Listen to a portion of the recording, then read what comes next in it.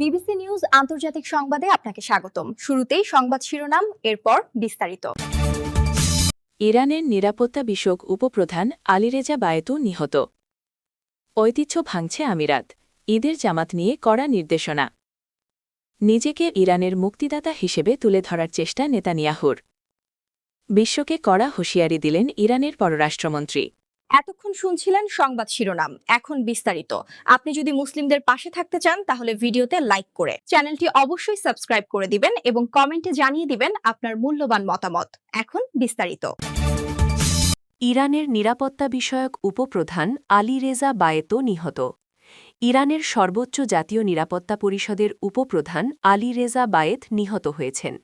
দেশটির নিরাপত্তা প্রধান আলী লারিজানির ওপর ইসরায়েলের হামলার সময় তিনি তার সঙ্গে ছিলেন। ইরানের রাষ্ট্রীয় সংবাদ মাধ্যম এ তথ্য জানিয়েছে। এর আগে নিরাপত্তা পরিষদ নিশ্চিত করেছিল মঙ্গলবার রাতে ইসরায়েলি হামলায় আলী লারিজানি, তার ছেলে এবং একজন সহকারী নিহত হয়েছেন। ইরানের বার্তা সংস্থা তাসনিম নিউজ আলীরেজা বায়েতকে একজন দক্ষ কিন্তু প্রচার বিমুখ ব্যবস্থাপক হিসাবে অভিহিত করেছে। তাসনিমের তথ্য অনুযায়ী নিরাপত্তা পরিষদে যোগ দেওয়ার আগে বায়েত ইরানের হজ ও তীর্থযাত্রা সংস্থার প্রধান হিসাবে দায়িত্ব পালন করেছেন। তিনি এর আগে দেশের বিভিন্ন নিরাপত্তা প্রতিষ্ঠানে কর্মরত ছিলেন।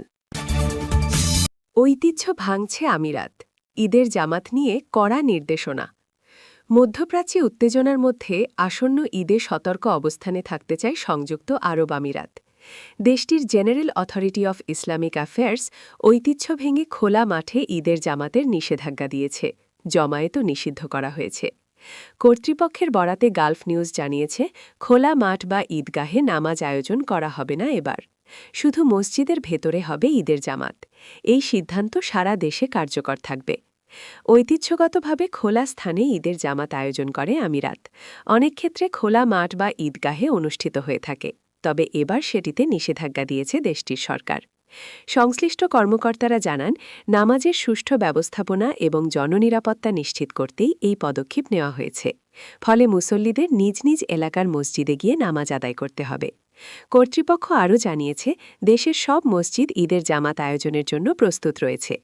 একই সঙ্গে মুসল্লিদের প্রতি আহ্বান জানানো হয়েছে যেন তারা সরকারি নির্দেশনা মেনে চলেন।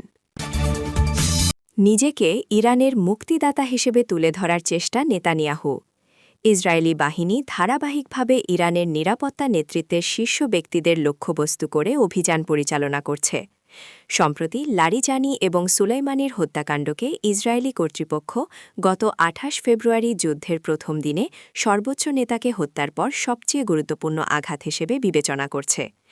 ইসরায়েলি বিশ্লেষকদের মতে, এই কৌশলী হামলার মাধ্যমে তারা ইরানের সামরিক ও প্রশাসনিক কাঠামোর মেরুদণ্ড ভেঙে দিচ্ছে। তবে এই দুই লক্ষ্যবস্তুকে ঘিরে ইসরায়েলি প্রধানমন্ত্রী বেনিয়ামিন নেতানিয়াহু ভিন্ন ভিন্ন বয়ান তৈরি করছেন। লারিজানিকে তিনি ইরানের শাসনযন্ত্র পরিচালনাকারী একজন গ্যাংস্টার বস হিসেবে চিহ্নিত করলেও সুলাইমানিকে চিত্রায়িত করছেন একজন স্বৈর শাসক ও বিক্ষোভ দমনকারী হিসেবে। সুলাইমানির হত্যাকাণ্ডকে ইসরায়েল মূলত ইরানি জনগণের ওপর চেপে বসা দমনমূলক শাসনের বিরুদ্ধে একটি বড় আঘাত হিসেবে প্রচার করছে। মধ্যপ্রাচ্যে চলমান যুদ্ধের ভয়াবহতা নিয়ে বিশ্ববাসীকে কড়া হুঁশিয়ারি দিয়েছেন ইরানের পররাষ্ট্রমন্ত্রী আব্বাস আরাগচ্চি। বুধবার ১৮ মার্চ সামাজিক যোগাযোগ মাধ্যম এক্সে সাবেক টুইটারে দেওয়া এক পোস্টে তিনি জানান, এই যুদ্ধের বৈশ্বিক নেতিবাচক প্রভাবের তরঙ্গ কেবল শুরু হয়েছে এবং এর ফলাফল ধনী দরিদ্র, ধর্ম বা জাতি নির্বিশেষে প্রত্যেকের ওপর আঘাত হানবে।